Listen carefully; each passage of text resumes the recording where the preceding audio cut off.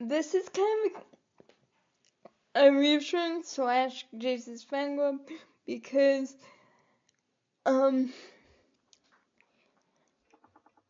because I want to make a Jesus fan club because I want to say something because I realized when I said that I broke down in school, that's very severe, negative attachments, right, to this actor that I don't even know.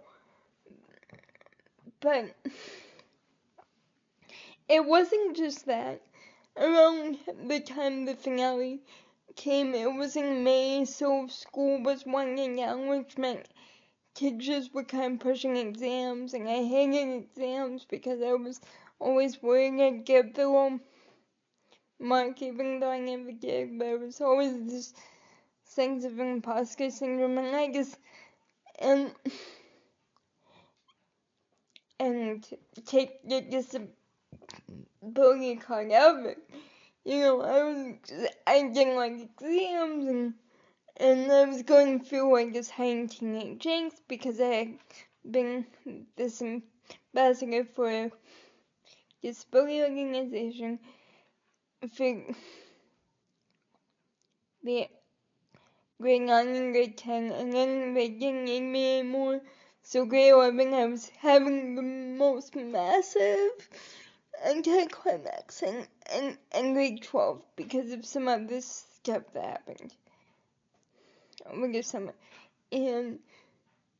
But when they made Jackie have a heart attack in the show at the end of, I think, grade 11, when it was just really a lot to take at the same time, and I didn't have resiliency schools that did not have the teachings of Joseph Campbell or the Bible to tell me that rough times are a place to kind of show your strength and to show God's grace. I wasn't a Christian at the time, and not saying that I'm not one of those people that's like, I was being punished. No, it was just like, I didn't know how to handle it. I didn't have the tools of prayer.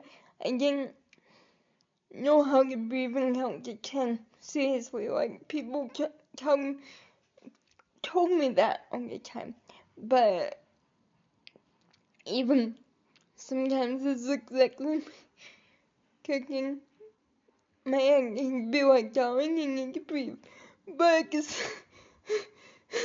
same time, because I was a teenager, I would just blow it off. And also, around that time, my favorite character in the other show, H, was kind of going rogue. And so all these things were happening all at the same time. Things were changing literally everywhere. And it was just one of those classic it rains, it pours moments. And yeah, so when I saw that scene, I didn't have the same mental capacity that and when it was kind of like a couple weeks ago when I saw that YouTube and I got freaked out, but I didn't have that, okay, just ask for help at YouTube.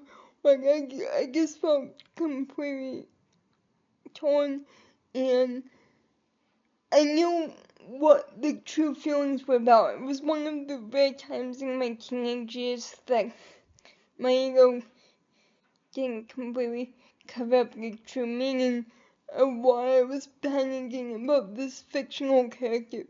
I knew it was about my nanny. I knew it was because of that I was being triggered so bad. But the reason why this is a Jesus fan club video is not only do I have those tools now that I didn't have before, but even back then,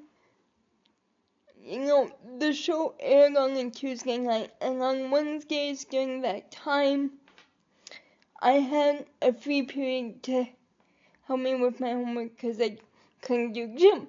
And fortunately for me, instead of waking up and having to put the student face on for class, I was able to go to the library, and fortunately the scribe I was with at the time for that course was a fan too.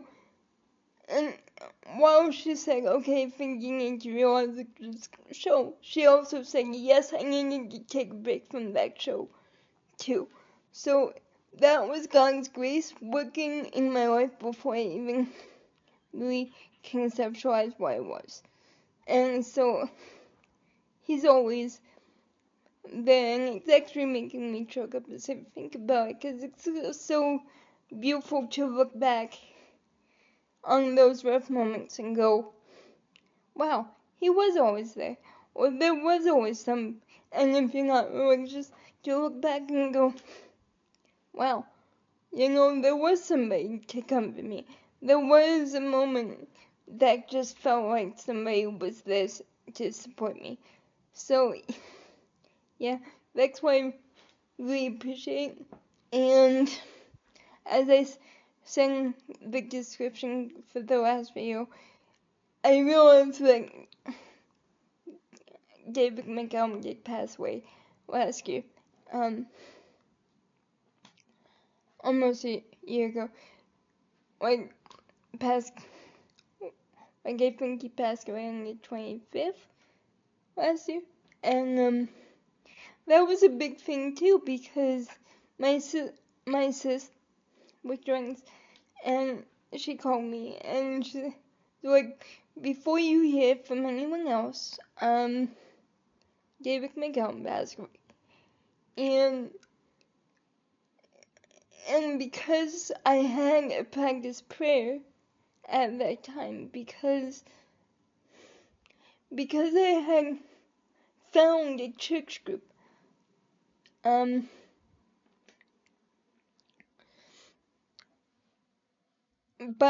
then, I was sad, and to be honest, that evening, when I'm saying my evening prayers and I thanked him, some tears did show, but it wasn't like this big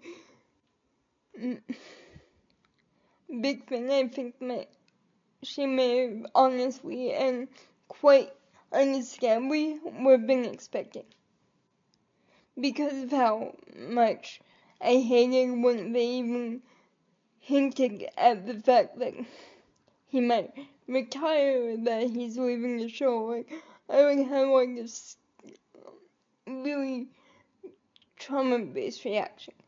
And so she actually started laughing and going, well, you're taking this quite well. And I'm like, well, thank you, but I think it's because I do have the belief that even though we never met, I can pray to him and say thank you for what your character did for me. Like, I can have this hope that when we meet each other, like when it's my time to go, maybe he'll be there to say hi.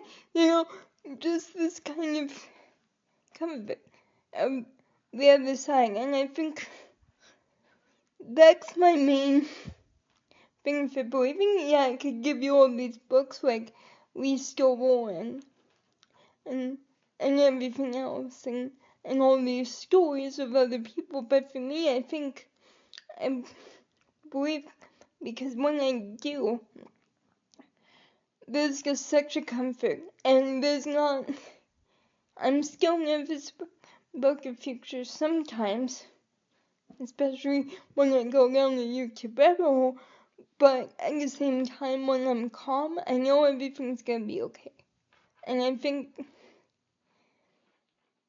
that's, and also I've had some beautiful, personal dreams, and whatever you want to say about that is fine, but for me it just gives so much comfort, this idea of the other side, and that we're always watched over.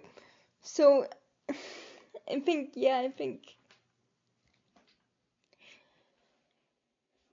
but we also have this person who knows, okay, she's stressed at school, it's exam time, like, just put it in the, like, let's just make the scheduling easier so when this happens, she has somebody to talk to about this with, even before I get home. And that's my testimony for today. So, God bless and much love to you all. Bye. Rest in peace, Miss Domingo. Bye.